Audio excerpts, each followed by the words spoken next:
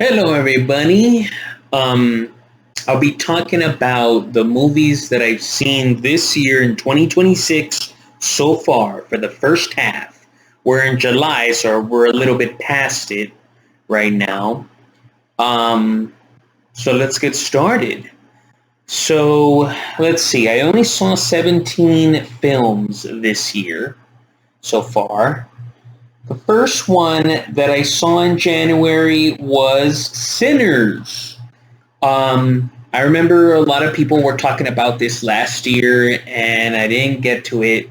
And I finally did in January, and I was kind of let down. I gave it a 3 out of 5. I wasn't a big fan of it.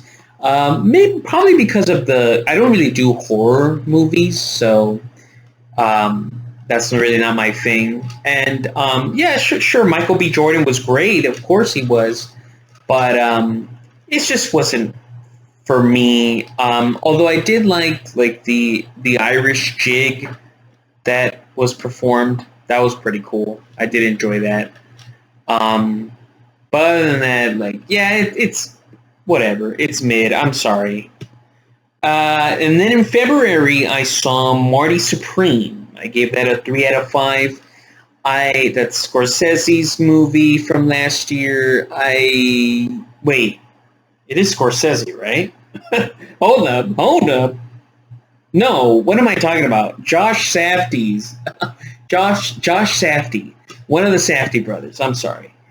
Um, Scorsese. So I thought it was okay. I mostly because I didn't like the main character. I didn't like Marty. And usually, and the reason is because he's a degenerate and he's slimy and just, ugh, I hate those type of people. I usually don't have problems with complicated, bad, evil people in movies. He's not evil per se, but like just, I never have an issue with bad people, right, in movies. If anything, I love those people or those characters, right? But in this movie, I don't know. I think it was the sleaziness of the character that I couldn't jive with because it hit too close to home. I don't like people like that, right? By the way, no one hurt me. It's not like I experienced anything in my life like where someone. Anyways, the point is Marty Supreme, meh, eh.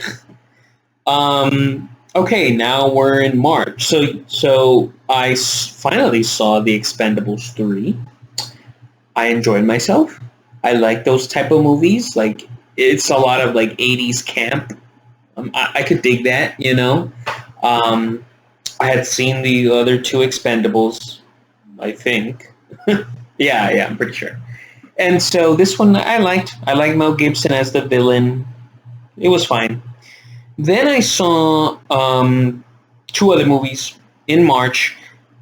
The first two, Lord of the Rings, The Fellowship of the Ring, and The Two Towers.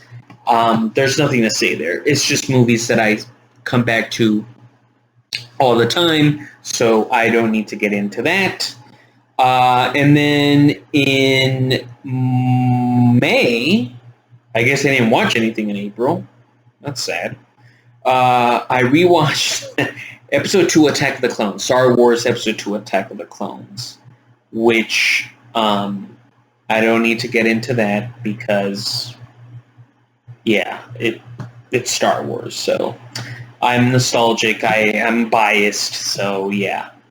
And next, I watched Sentimental Value. I gave that 4 out of 5. Sentimental Value was from last year. It's about this dad, this director, who comes back into his daughter's life. His daughter is actually like depressed, I guess. I don't know. Depressed. He comes back into his daughter's life, and what do you call it? He wants to make a movie, and the movie's about her. She turns down the opportunity to be her, to play herself, and so he gets the help of Elle Fanning to play the daughter. I really liked Elle Fanning's character. She was very down to earth. I didn't see no malice in her. I liked her. She was good. She was really good in the movie. But yeah, so the movie is about them trying to get their shit together, the father and daughter, and then there's a sister too. So don't forget about the sister. So it's very touching. It's very, and it's a slow kind of burn. Like the movie is more like one of those atmospheric movies where you just take it all in. Um, it's a great movie. It's just not for everybody, and it's not in English. It's subtitles. Wait, yeah, yeah. There's like a voiceover in the movie at times. So yeah, yeah, I liked it. Next up is Star Wars Episode 3: Revenge of the Sith. So I continued so I rewatched that. Okay, and then I saw Spider-Man: No Way Home, which I had not seen until now. So that's the movie with the multiverses, with the other three Spider-Men. I liked it because the older Spider-Men were there. But other than that, it was okay. Like whatever. It's just I'm not a fan of Marvel. It's just whatever. Whatever. Although I did like that Spider-Man was able to get out of the mirror world that Doctor Strange had put him in. That was pretty cool how he used geometry. Right? Yeah, geometry to get out of it. Math. Anyways, now we're in June. So in June I saw the first Pusher. Gave it a 2.5 out of 5. So Pusher is the first movie for Nicholas Winding Refn, one of my personal favorite directors. I'm always hyped to see a movie of his. I like his style. He's like the kind of the neon red, blue type style that he's known for. He's most famously known for Drive, which you guys probably have seen that. So I'm a big fan of Refn, and he first started off doing the Pusher series. It's 3 movies, and it's about like the seedy underworld of Copenhagen, where he's from. Or at least I think that's where he's from. I saw this in a theater. It was like a special screening. And I did not like it because I got sick during the movie. I got motion sickness because I sat near the front of the theater. It's a small theater. And I sat near the front. And yes, that movie has a lot of movement, a lot of lighting. It's just sharp kind of camera shots moving from one to the other. It's frantic. It's hectic. And I couldn't take it. I felt nauseous. Most of the movie, I had a headache. So I think that was more because of the settings, right? I was too close. It's very dark. So yes, it was not great for me. But I didn't like the movie. But I can appreciate its like grittiness. I like that it was raw. You know. So yeah, it was pretty. At times it was pretty crazy because heavy drug. There's scenes that I remember like the drug use and torture. Not really torture. It's more like someone getting really hurt. Anyways, so that's that. Then I saw Disclosure Day, Steven Spielberg's new Alien movie. I gave it a what? 3 out of 5. It wasn't for me. I don't really want to say anything more than that. Most people will like it, I'm going to say. But it was a good time. It was fine. Then I watched Obsession, which I gave a 2 out of 5. I did not like it. I saw that with 2 of my friends in the theater. I didn't know, like, a YouTuber had made it. I just knew it got big. I just knew that people were buzzing about this movie. So I was just like, okay, let me give it a chance. Yeah, it wasn't for me. I did not like it. Yeah. And then we're in July. Okay. And then in July, I finished off The Lord of the Rings with Return of the King. Okay. Don't need to say anything about that. And then I rewatched Blue Velvet. So Blue Velvet is a David Lynch film. And I'm a big fan of David Lynch. It's about this guy that returns home because his father, I don't know, is in the hospital, but that's not important. He comes and then he finds an ear on like a little plain, a grass field next to a shed or whatever. See, now you're interested. Now you're like, well, that's the hook. What the fuck? Um, yeah, it's great. So he goes on like this vigilante detective. You know, he's trying to figure out, wait, what the fuck? What's going on, right? With this ear that he found, and then he gets caught up with this singer slash prostitute who is like engaged with this drug pusher slash he's insane actually. The villain of the movie, played by Dennis Hopper. Um, so like he has leverage over the girl. Anyways, by the way, that character's intro, one of the best intros of a character ever. Like when you see it, you're gonna be like, "What the fuck?" I love it.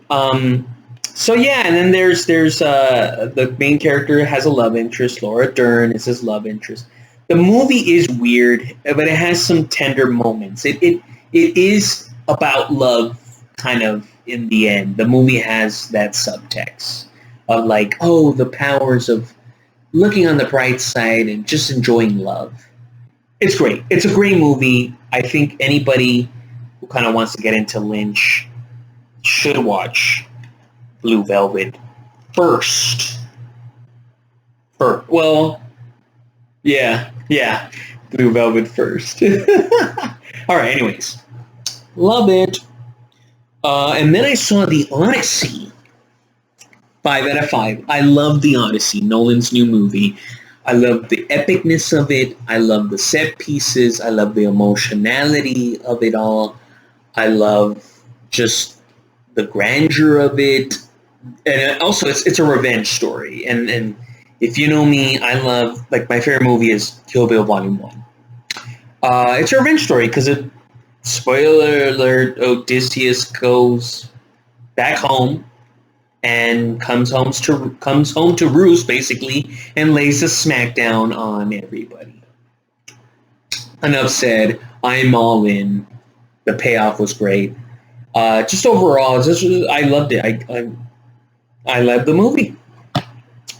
And the next movie I saw was Shame. So, The Odyssey replaced Shame on my top 4. On Letterboxd, the top 4, everybody know, people have their top 4.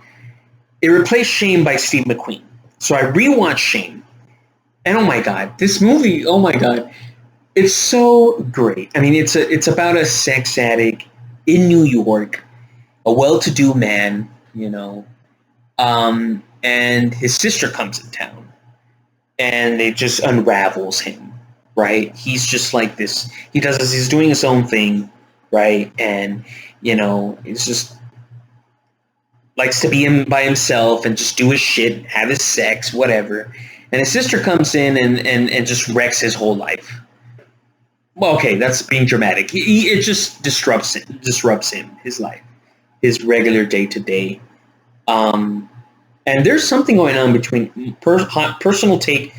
There's something going on with him and his sister that's like possibly sexual, because there's parts in the movie where you're like, wait, why are they so close? And like, just, I mean, at one point she gets in bed with him, but like she wants to like cuddle with him and he's just not having it.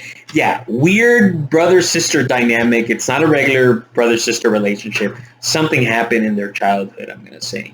And for him especially, like, so in psychology, usually like when people have like a perversion or like or they're a sex addict or whatever, a lot of the times it's because they were sexually abused as a child, or they experienced something sexually at too young an age where it affected them negatively.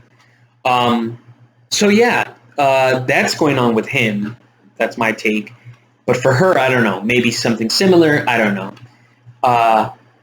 But yeah, the movie is dark. It is just so.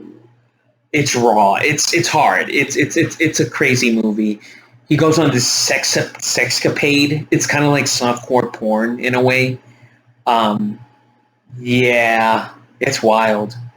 But in the end, one thing I did not like about the movie.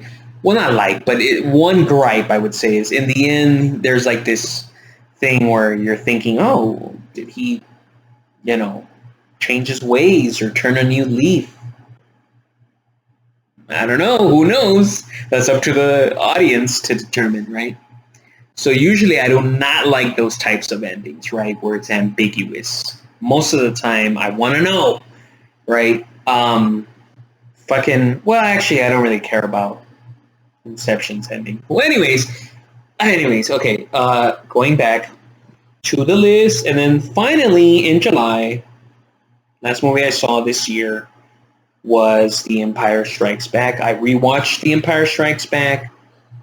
Don't need to say anything about that, right? I love Star Wars, the original trilogy.